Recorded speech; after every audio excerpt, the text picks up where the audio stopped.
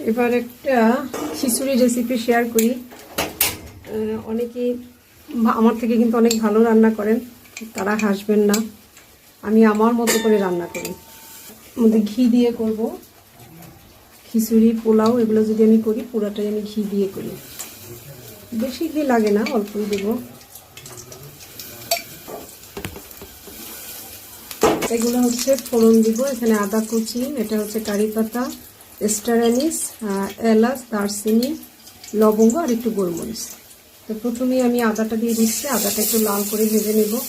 আদাটা আমার লাল করে ভাজা হয়ে গেছে। সাত বাগানের কারি পাতা, কারি পাতার ফ্লেভারটা আসলে আমার অনেক পছন্দ, পিপিলেরও, তাই রান্নায় আমি অনেক কারি পাতা ব্যবহার করি, পাওয়া যায়। এগুলো দিয়ে দিচ্ছি সব।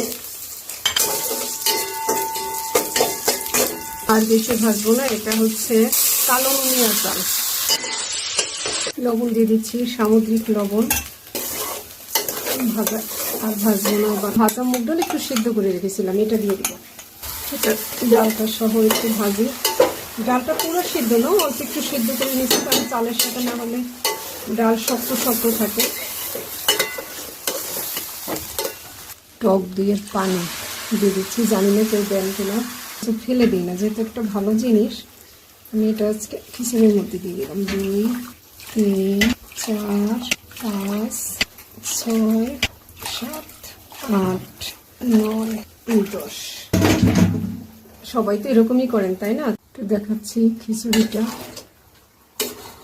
কেমন হয়েছে। এটা হয়ে গেছে, সিদ্ধ হয়ে গেছে।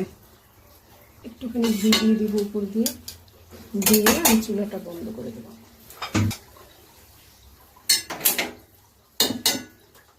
একটু দমে থাকবে কিছুক্ষণ, তাহলে রান্না শেষ।